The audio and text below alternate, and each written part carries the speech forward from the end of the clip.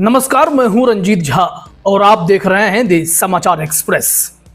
Justice Suryakant जैसे ही CJI बने, पूरे देश की नजर इस बात पर गड़ी हुई थी, क्या वाकई में वही होने वाला है जिस बात की आशंका हर कोई जता रहा है? क्या जुडिशरी सरकार सेंट्रिक हो जाएगी, मोदी सरकार की इच्छाओं का सम्मान करती फिरेगी? जस्टिस सूर्यकांत का 15 महीनों का कार्यकाल है। आज शपथ ग्रहण समारोह था, लेकिन आज के ही दिन सबसे इंपॉर्टेंट केस की भी सुनवाई थी। पूरे देश की नजर थी कि सोनम वांगचुक केस में आखिर क्या होगा। क्या जस्टिस अरविंद कुमार और जस्टिस एनवी अंजारिया की पीठ इस मामले में किसी ठोस नतीजे पर पहुंचने वाली है? क्योंकि ऑलरेडी 1 महीने का समय इन लोगों ने ले रखा था अगली सुनवाई की तारीख के लिए, लेकिन आज सबको हैरानी हुई। जस्टिस सूर्यकांत भले ही सीजेआई बन गए, लेकिन वो आशंका सच साबित होने लगी, क्योंकि सरकार सेंट्रिक ही निर्णय नजर आने लगा है। दरअसल सॉलिसिटर जनरल तुषार मेहता इस केस में अपेयर तो हुए, लेकिन उन्होंने जो इच्छा जाहिर की उसे तुरंत इस जुडिशरी ने एक्सेप्ट कर लिया और सोनम वांगचुक की रिहाई का इंतजार कर रहे उन तमाम समर्थकों को निराशा हाथ लगी है। क्या हुआ है समझना चाहिए। आज मीडिया में बहुत अच्छी खबरें चलाई जा रही थी कि कैसे गवई साहब ने रिटायरमेंट के बाद अपनी ऑफिशियल कार जो है वो जस्टिस सूर्यकांत के लिए छोड़ दिया है कि नए सीजेआई अब इसमें बैठेंगे। अरे भाई, ये भी कोई खबर है? इसके आगे सीजेआई सूर्यकांत की गाथाओं का वर्णन हो रहा है, लेकिन कोई यह नहीं कहता कि ये सबसे रईस जज हैं। लेकिन कोई मीडिया हाउस यह खुलकर बता नहीं पा रहा कि अभी अभी सीजेआई बने जस्टिस सूर्यकांत जब सीजेआई नहीं थे तब हरियाणा में मुख्यमंत्री के घर डिनर करने गए थे, भाजपाई मुख्यमंत्री के घर। और उसके बाद कल ही बीते दिन की ही बात है, सीएम ऑफ हरियाणा नायब सिंह सैनी दिल्ली आते हैं और जस्टिस सूर्यकांत के घर अनौपचारिक डिनर में शामिल होते हैं। आखिर कार्यपालिका और न्यायपालिका के बीच यह कैसा मधुर संबंध है, इस पर भी एक बड़ी रिपोर्टिंग होनी चाहिए कि जस्टिस सूर्यकांत को यूं ही नहीं सरकार के प्रति नरम रुख रखने वाला जज कहा जाता है। रईस जजों में भी ये शुमार हैं और इनके सामने कौन सा केस कितना इंपॉर्टेंट है और कौन सा जज कितना केस को सीरियस लेंगे वो अभी से ही दिखने लगा है, खासकर सोनम वांगचुक के केस में।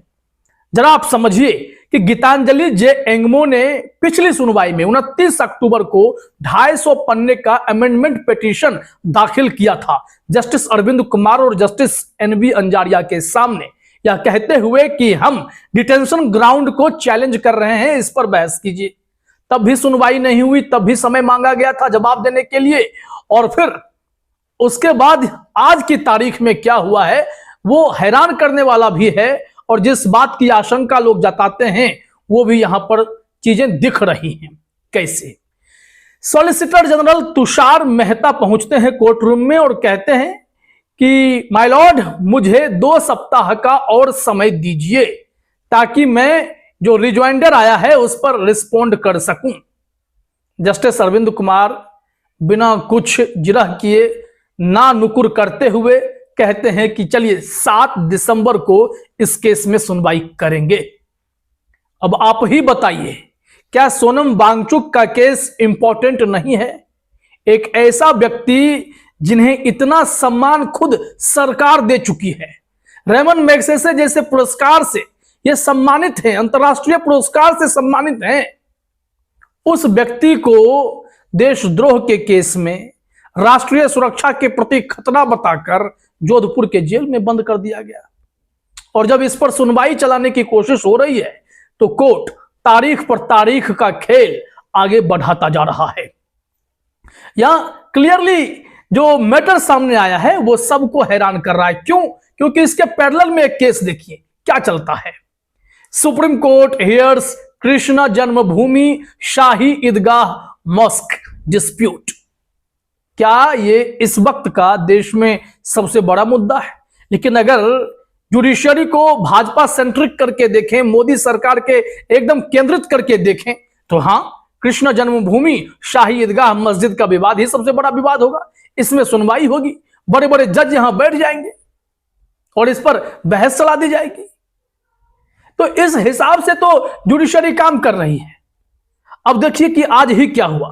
जब जस्टिस सूर्यकांत ने सीजेआई पद की शपथ ली, सुप्रीम कोर्ट में फिर से अपने कार्यवाही में शामिल हुए, तो एक वकील साहब उनके सामने गए कि जरा एक अर्जेंट केस है सर, इसे लिस्ट कर लिया जाए।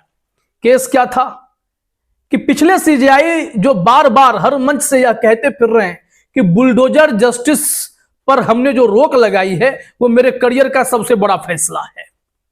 ऐसे में यहां जस्टिस सूर्यकांत के सामने, जस्टिस जयमाल्या बागची के सामने, जस्टिस एएस चंदूरकर के सामने वकील साहब ने कहा कि देखिए, एक कैंटीन को गिराया जा रहा है जो कि गलत है या नहीं, बुलडोज होना चाहिए, इस मामले में जरा सुनवाई करें। तो इस पर जस्टिस सूर्यकांत कहते हैं कि देखिए, ये कोई इतना सीरियस मामला नहीं है, हम इस केस को यूं ही लिस्ट नहीं कर देंगे, जो तरीका है, प्रोसेस है, फॉलो कीजिए। हम अर्जेंट लिस्टिंग तभी होने देंगे जब बहुत ही गंभीर मामला होगा, किसी पूर्व सीजेआई के करियर का सबसे बड़ा केस होता है। किसी के लिए इस तरीके की घटनाएं खास नहीं मानी जाती हैं और उन्हें वो लौटा देते हैं, नाराजगी जाहिर करते हैं, कहते हैं रजिस्ट्री के थ्रू आइए और कोई विकल्प नहीं है।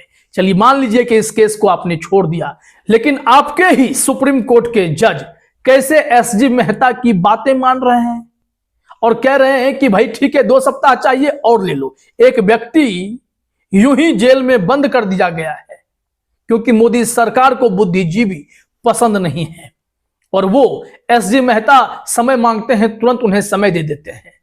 लेकिन भूल गए कि जब बात ट्रिब्यूनल रिफॉर्म्स एक्ट की आई थी, जुडिशरी की स्वतंत्रता को खतरे में बताया गया था कि सरकार उसे कंट्रोल कर रही है, तो फिर गवई साहब एकदम से फॉर्म में आ गए थे और देश के सबसे बड़े वकील, मोदी सरकार के सबसे बड़े वकील, अटॉर्नी जनरल की खाट खड़ी कर दी थी और कहा था यह सरकार मुझसे बचना चाहती है, मेरे रिटायरमेंट का इंतजार करना चाहती है। खूब खरी खोटी सुनाई और बाद में उन्होंने ट्रिब्यूनल रिफॉर्म्स एक्ट को रद्द कर दिया था, असंवैधानिक करार दिया था। तब तो उसमें बार बार बचने की कोशिश कर रहे अटॉर्नी जनरल को उन्होंने एकदम से लाइन पर ला दिया। लेकिन सोनम वांगचुक जैसे शरीफ व्यक्ति के साथ जिस तरीके की हरकतें हो रही हैं, इस मामले पर यही जुडिशरी तारीख पर तारीख का खेल कर रही है। ये वही सीजेआई सूर्यकांत हैं जो एसआईआर जैसे गंभीर मुद्दे पर, जहां बीएलओ के साथ इस वक्त क्या सलूक हो रहा है सब कुछ देखते हुए अनजान बने फिर रहे हैं। बिहार का केस उन्होंने ऐसा लटकाया कि बिहार का चुनाव ही संपन्न करा दिया, लेकिन एसआईआर पर फैसला नहीं किया। फेज 2 में 12 राज्यों में एसआईआर की प्रक्रिया चालू कर दी गई, लेकिन इस मामले में एक ठोस सुनवाई अब तक नहीं हो पाई है। सिर्फ नोटिस भेजे जा रहे हैं और तारीख पर तारीख का खेल किया जा रहा है। तो क्या जरूरी है, क्या गैर जरूरी है इस जुडिशरी में? क्या सरकार सेंट्रिक है, क्या सरकार सेंट्रिक नहीं है, वो अब क्लियरली दिखने लगा है। तो जिस बात का डर था वो सही साबित होता दिखाई पड़ रहा है। तो अब आगे देखते हैं कि अगली तारीख जो लगी है 7 दिसंबर, उसमें सोनम वांगचुक की कोई अच्छी खबर आती है या नहीं, उनकी रिहाई से जुड़े उस बहस पर बात बन पाती है या अगली तारीख फिर तय कर दी जाती है। इंतजार करना पड़ेगा। फिलहाल इस वीडियो में इतना ही। आप तमाम साथियों का हमसे जुड़ने के लिए बहुत बहुत धन्यवाद, शुक्रिया।